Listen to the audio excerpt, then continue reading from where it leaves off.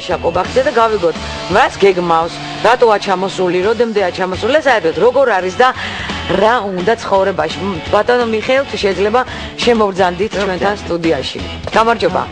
გამარჯობა მიშა, როგორ ახარ? მე შემიძლია მიშათი მე ბავშვობი დავიცნო და შენც მე მგონი. მაგრამ დღეს მოგმართავ მიშათი.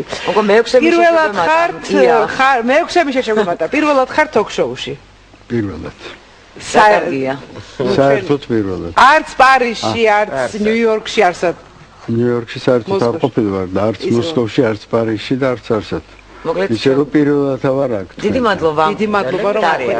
დიდი მადლობა ეს პატივისთვის. პირველ რიგში მაინტერესებს რამდენი ხნით ხართ ჩამოსული საქართველოში. ხვალ მივდივარ. მართლა მოვასწარით ხო ყველაფერი? ჩვენ ნახევარი აქ ვარ უკვე. ძალიან კარგი და რა იყო მისია, მიზანი აქ ჩამოსვლის? მიზანი ის არის რომ მე ხო დიდი პროექტი მაქვს. ჩემი სცენარი როგორც ღრუბელი უნდა დაიდგას და ვეძებთ დაფინანსებას. აქ წარდგენილია ეს პროექტი კინოცენტრში და ველოდებით პასუხს. ანუ მალე უნდა იყოს ეს პროცესი. ჯერ არ იქნება, მაგრამ რაღაც იანვრის დასაწყისში უკვე იქნება. ანუ პასუხს არ ველოდებით, ისე გაფრინდებით და პასუხიც ალბათ დაგეწევათ თავად. ნუ ეს ასაკვირველია ამ კინოცენტრის დაფინანსება ეს მინიმალური იქნება, მაგრამ ამას იმხრება აქ მნიშვნელობა, რომ ეს რო დააფინანსებს აქაური კინოცენტრი, მერე პოლონელები და ფრანგებისთვის ამას აქვს მნიშვნელობა. ანუ სტიმული იქნება, რომ მართლაც ჩადონ ფული. ნუ მე დიდი იმედი მაქვს, რომ კინოცენტრი დააფინანსებს ბატონო მიშას ბატონო მიშა კარგი ეგრეთებია. მიშა, კაი. მიშა, რამდენი გჭირდება ფილმის დაფინანსების? 2 მილიონი ნახევარი ევრო. ანუ დაბო ბიუჯეტიანია. ევროპისთვის ეს არ არის. არაფერი არ არის აბსოლუტურად. და საქართველოში აპირებთ რომ გადაიღოთ ფილმი? ქართულ მსახიობებთან. დიდი ნაწილი, ძალიან ეს 3 ნაწილისაგან შედგება ეს ფილმის. და დიდი ნაწილი გადაღებული იქნება აქ პირველი და მესამე ნაწილი. ქართული მსახიობები იქნებიან დაკავებული. ქართული მსახიობებიც და ეხლა მსახიობები ისიც ვიდრე დაფინანსება არ იქნება. მე ჯერ მსახიობებზე არ ვფიქრობ, იმიტომ რომ ეხლა ვარსკვლავებიც არ მინდა ამ ფილმში. და ამიტომ ეს ადვილად გადაწყვეტა. თქვენ ფილმში დიდად ვარსკვლავები არც არასდროს არ თამაშობენ. არა მსახიობები სულ არა, მაგრამ ძირითად შემთხვევაში. საერთოდ არა მაქვს ისეთი სურვილი რომ ვარსკვლავებთან მქონდეს საქმე. რატო? ჯერეთი რომ ახალი სახე შეიძლება მე მომავალში ვარსკვლავი გახდეს. კი არის. ახალს უფრო დიდი შარმია. მიშა, მოკლედ შეგიძლია გითხრა რის შესახებ იქნება ფილმი, ანუ სიუჟეტი მეტნაკლებად. სიყვარულზე. მე ვიცი რომ არ ყვები საერთოდ სიუჟეტებს, მაგრამ სიყვარულზე და სად იქნება მოკლედ? ეს არის ცვალებადობაზე, რომ ცხოვრებაში არ შეიძლება იყოს ისეთი მდგომარეობა, რომელიც არ შეიცვლება. განუწყვეტელი ცვალებადობა, აი ამაზეა მთელი ფილმი. და გადაღებები იქნება პარიზში, საქართველოში? არა, გადაღებები იქნება საქართველოში. გადაღებები იქნება ნიუ-იორკში. აი, მოხდებით კიდევ ნიუ-იორკში, აი, ენა მიყივა. ამ ფილმის წყალურით სულ მოხდება. ენა მიყივა. აი მე ძალიან ერთ-ერთი თქვენს ინტერვიუში, რომ თქვენ გინდათ რომ ის როგორც ღრუბელი რომ გადაიღებთ, მე წავალდო სიმშვიდეში რომ დავასრულებო სადმე წავალ და სიმშვიდეში იქნები ჩემთვისო. და მანამდე კიდე გაქვთ ერთი რამ ნათქვამი, რომ ადამიანები რაღაცნაირად ცდილობენ რომ ახალი კარებები შეაღონო. იქნება აი ამ ღრუბლის შემდეგ მეორე კარი გაიხსნას. რატო კიდე სიმშვიდე მე იქნება? არა, სიმშვიდე მე იცით რა, დღევანდელ დღეს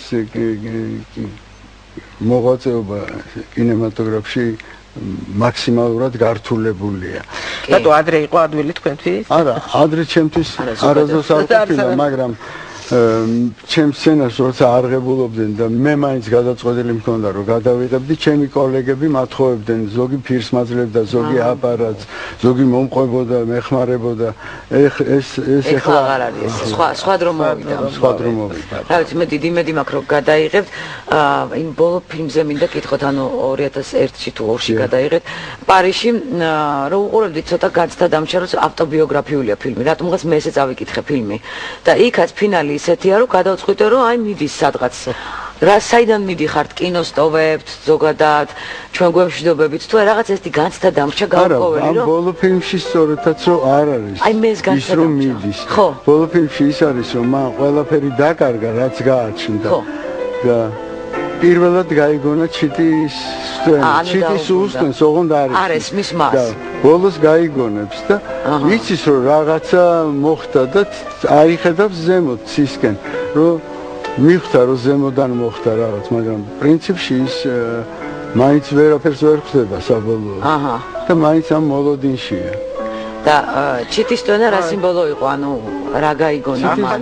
უბრალოდ ჩიტის ტვენა ჩვეულებრივი. ჩიტის ტვენა ეს იყო სიმბოლო ის რომ ბუნებისკენ მოიხედა. ანუ დაუბრუნდა ისევ. თავის ბუნებას მადლობთ. და მოვიხედოთ უნდა არა რომ ერთხელაც უნდა მოვიხედოთ ბუნებისკენ. სულ რაღაცა ტექნოსამყაროსკენ მივდივართ. 21 საუკუნე. თქვენზეა ფილმი?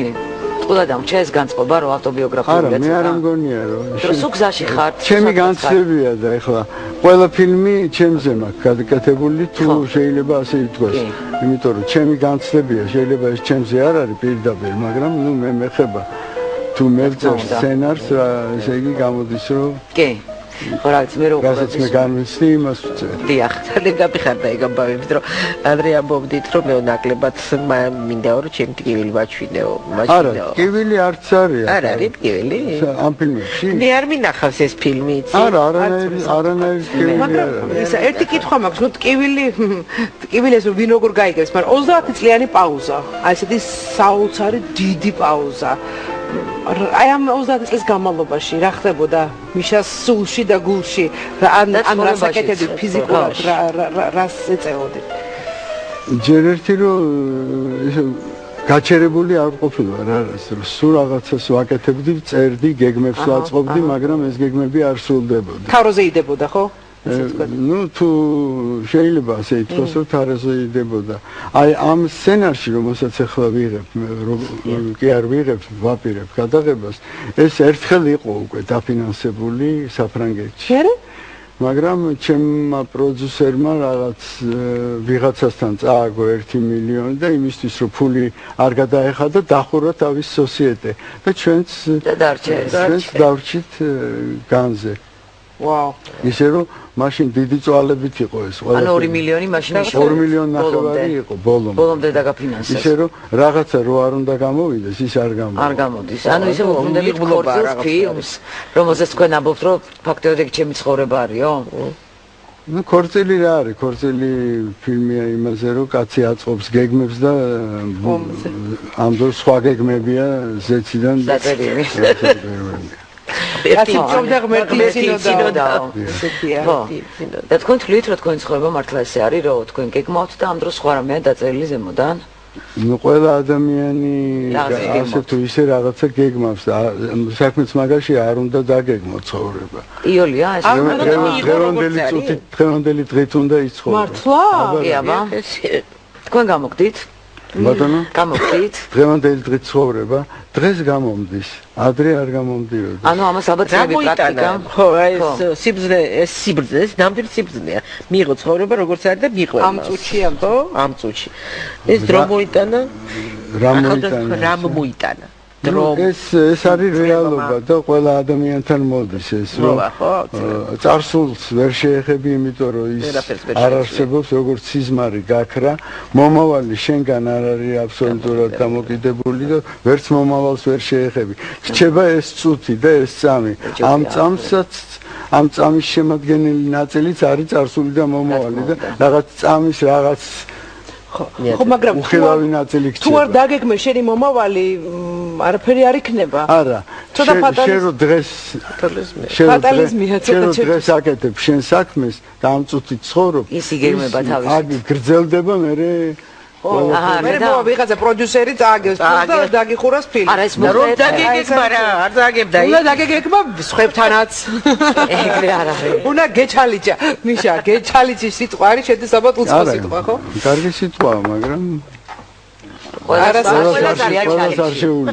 არ შეუძლია იყოს ჩალიჭი ჩვენ გვეყოლებ ერთი ეგეთი მოდი ამაზე გადაცემის მეორე ნაწილში ვისაუბროთ მოდი დაუბრუნდეთ ისევ იმ ეპოქას სადაც თქვენ დაიწყეთ მოღვაწეობა 70-იან წლების დასაწყისին 60-იანები 68 გადაიღო ბოლო ფილმი 59 წელს მოვხდი ინსტიტუტში კი და 79 წელს უკვე ინსტიტუტიან ფილმებიან ყველაფერი დამთავრებული ანუ აი მაკედან მინდა დავიწყო სწორედ ეტაპი როდესაც ახალი დაიწყო თქვენთვის 70-იან წლები, რა ხდებოდა მაშინ თქვენ ცხოვრებაში?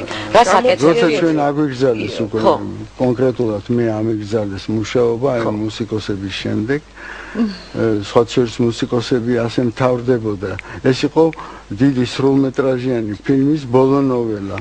და მთავრდებოდა ესენი ცეკვავენ და ამაზე მიდიოდა წარწერები და რომ აგვიგზავნეს მე გავაკეთე რომ მე გავდივარ თეთრი კადრი შეჭება. მაშინ განწყობა მქონდა ასეთი რომ მე წავედი და აბა კარგად იყავი. ანუ ვერჯერ გახდეს განწყობა რომ მე წავედი. არა, მაშინ ასე გადავწყვეტე, მაგრამ ამას მე თვითონ ღრმად არ განვიცდი და სერიოზულად არ უყურებდი. ხო, გასაგებია. იმიტომ რომ ყველაფერი სათქმელი თქვით, რის თქმაც გინდოდათ თუ არა, ყველაფერი და არაფერი არ არსებობს. ადე ის რაც გინდოდათ რა გეტყვი.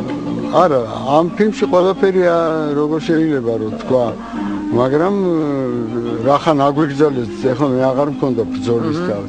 მე ჩვენ მიშა, არის თუ არა ერთგვარი მუნჯი კინოს გავლენა შენ ფილმებში? იმიტომ რომ თვითონ დიალოგები არ გვხდება. არა, მუნჯი კინოს აქვს თავისი პლასტიკა. სულ სხვა პლასტიკაა და სულ სხვა პრინციპით არის აგებული მუნჯი. მაგალითად, თუ უყვარს ისა ხელებს გაიხსნა, თუ რაღაცა და ჩარლი ჩაპლინის გავლენაც იგრძნობა რა. უფრო ჩარლი ჩაპლინი სხვა პლასტიკაზე აგებს და ჩარლი ჩაპლინის სხვა რომანტიკა იქა. რომანტიკა. ხაზია ის ნამდვილი კომედია. მე ვიცი რომ შემა მასწავლებელმა გერასიმოვმა ჩარლი ჩაპლინის ფილმებთან ერთად სტუდენტებს გაუშვა შენი ფილმები. ერთხელ აჩვენა მაგან სამი ჩაპლინის ფილმი და კინოს სახლში. და ჩემი ფილმები და მე მითხრა ნუ ტელევიზიონ ეგზამენი. აჰა, ანუ ჩარლი ჩაპლინის გაუძელია. კარგი, მოდი კინოზე ცოტა მოგვიყვებით ვილაპარაკოთ. ხალხი ნუ იგივეა. ისე დაუბრუნდით იმ 70-იან წლებს, როდესაც თქვენ თქვით რომ მე წავედი, ანუ ფაქტიურად ფინალი ესეთია. რა საკეთებდი? ძალიან ბევრი არ ვიცი ჭორები არის თუ ლეგენდები იყო, თუ მამაჩემის მონაყოლია თუ ლეგენდები, რითი ცხოვრობდა მიშაო. რითი ცხოვრობდა ძალიან რა საკეთებდაო? რა ჩალიჩობდა რა ფულის ფული ეშოვნა მოდი ესე ვთქვა. საერთოდ როგორ შოულობ მე ფულს და როგორ შოულობდი ეს არასდროს არ ვიცოდი. ყოველთვის მქონდა იმდენი რაც მჭირდებოდა ზედმეტი არასდროს არ მქონდა. ეხლა ეხლა მეკითხებიან რითი ცხოვრობდა? ხო. რა ვიცი მე არ ვიცი. ალბათ რო ვიცოდე რითი ცხოვრობ უკვე სხვანაირად იქნებოდა. აჰა. მაგრამ მაინც ისევ დაუბრუნდები იმ 70-იან წლებს, ამბობდნენ რომ ბატონი მიშაო პარკეტს აგებდაო, ანუ დადიოდა. ასეთი რამე არ ყოფილა. არა, ყველა ჭორებია? ეს აბსოლუტური ჭორებია. ერთხელ იყო შემთხვევა, როდესაც ერთი მეგობრის სახლში ჩვენ რბილი ატაკი დავაგეთ და მეზობლებმა დაინახეს. რომ მიშა ყობახიძე ატაკს აგებს და აგებს. გავიდა ხმა. მაღალსართულიანი სახლი იყო, ამ მაღალსართულიან სახლში ბევრი ხალხი ცხოვრობს. ეს ჭორი ავარდა ბოლოს მე-16 სართულამდე და მერე დაიწყო ამაზე ლაპარაკი. აი მეგობრებო, იმ ეპოქაში რბილი ატაკი ეს რაღაცა სიახლე იყო, არა? კი. იმიტომ რომ მაშინ სად იყო რბილი ატაკი? კი, იყო რაღაცა ესეთი. არა, მაგრამ რაღაც ის შენი იდეა იქნებოდა ეს რბილი ატაკი. არა, ჩემი იდეა არ იყო, თვითონ იყო ასეთი ჩემი მეგობარი, რომელსაც უნდოდა ეს და გავუკეთეთ. აჰა, და კიდე ამბობენ არ ვიცი, ერთი წუთი ბოდიში, კაი. რომ იოგას მიმდევარი იყო, მაგარზე ეძინაო, იატაკზე ეძინაო. ხო, რაღაცა კონკრეტულ საყოჩ ჭამდაო. და სადმეძინა ის სხვა საკითხია და. ხო, იოგა, ხო, იოგიდან გამომდინარეო. მე რა ცუდია იოგა. არა, ცუდი არ არის, მე იმ პერიოდში ძალიან საოცრება. არა, ვარჯიშობდით, ჩვენ გარკვეული ჯგუფი გქონდა და ვარჯიშობდით და იმ დროს შეიძლება ეხლაც რაღაცას ვაგრძელებ. ეხლაც? კიდე იყო ერთი ასეთი ლეგენდა, არ ვიცი მართალია თუ არა, რომ თავის შვილებს საბჭოთა სკოლაში არ ასწავლეს. არა, ეს მართალია. რეკლამის შემდეგ ვუპასუხოთ ამ კითხვაზე. კარგი.